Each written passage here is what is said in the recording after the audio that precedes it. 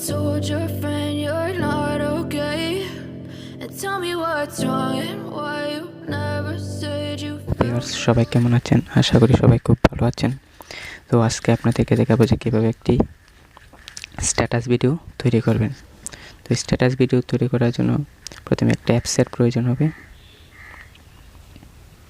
তার জন্য Google play স্টোরে প্রবেশ করুন। প্রবেশ করার পর সার্চ করবেন কাইনমাস্টার। তো এখান থেকে কাইনমাস্টার অ্যাপটি ইনস্টল করে নেবেন। কাইনমাস্টার অ্যাপসটি ইনস্টল করার পর কাইনমাস্টার অ্যাপসটি ওপেন করবেন। ওপেন করার পর এখান থেকে ক্রিয়েট নাও এখানে একটি ক্লিক করবেন। ক্লিক করার পর এখান থেকে নেক্সট অপশনটিতে ক্লিক করবেন। ক্লিক করার পর এখানে দেখেন মিডিয়া অপশনটা আছে, এখানে মিডিয়া অপশনটিতে ক্লিক করবেন। ক্লিক করার পর কিছু ছবি সিলেক্ট করে নেবেন।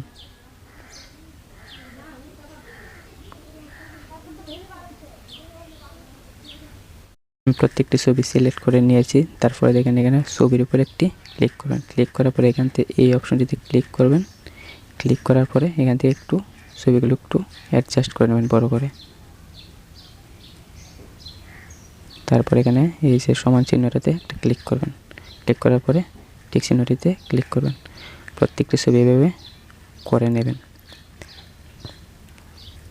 ছবিগুলো অ্যাডজাস্ট করার পর এখান থেকে ছবির সাইজগুলো আমি একটু কমিয়ে নেব, কারণ আমি 25 সেকেন্ডের ভিডিও তৈরি করব। তার জন্য ছবিতে ক্লিক করে একটু এখান থেকে কমিয়ে নেবেন। সো আমি প্রত্যেকটা ছবি একটু কমিয়ে এখানে 25 সেকেন্ডের ভিডিও তৈরি করব।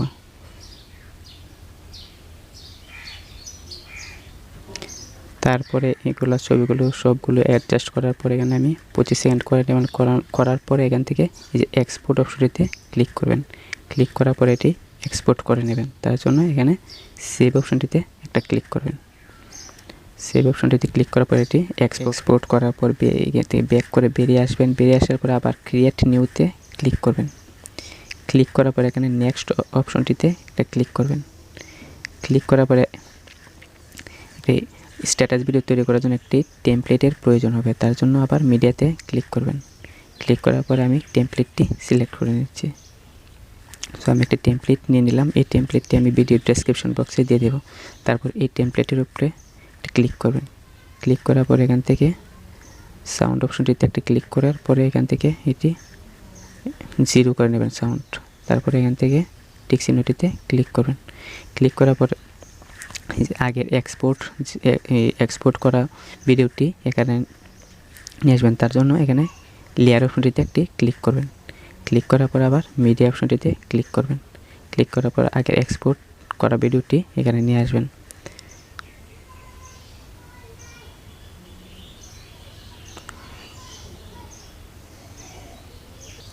সো তারপরে এক্সপোর্ট করা ভিডিওটা আনার পর তারপরে এখানে একটু নিচে স্ক্রল করবেন। স্ক্রল করার পরে এখানে দেখেন ব্লেন্ডিং নামে একটা অপশন আছে, এখানে একটি ক্লিক করবেন। ক্লিক করার পরে একটু নিচে যাবেন। নিচে যাওয়ার পরে এখানে দেখেন স্ক্রিন নামে একটা অপশন আছে, এটিতে একটা ক্লিক করবেন। ক্লিক করার পর এই টিক চিহ্নটিতে ক্লিক করে নেবেন। ক্লিক করার পরে এখন একটু ক্লিক করার পরে দেখেন আমার ভিডিওটি এখানে 25 সেকেন্ড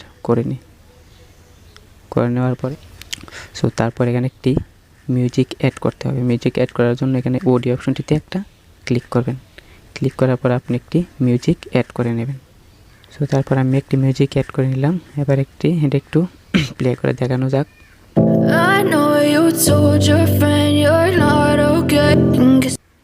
সো ভিডিওটি এবার তৈরি হয়ে গেল। এবার এখান থেকে এই যে এক্সপোর্ট অপশনটিতে একটি ক্লিক করবেন।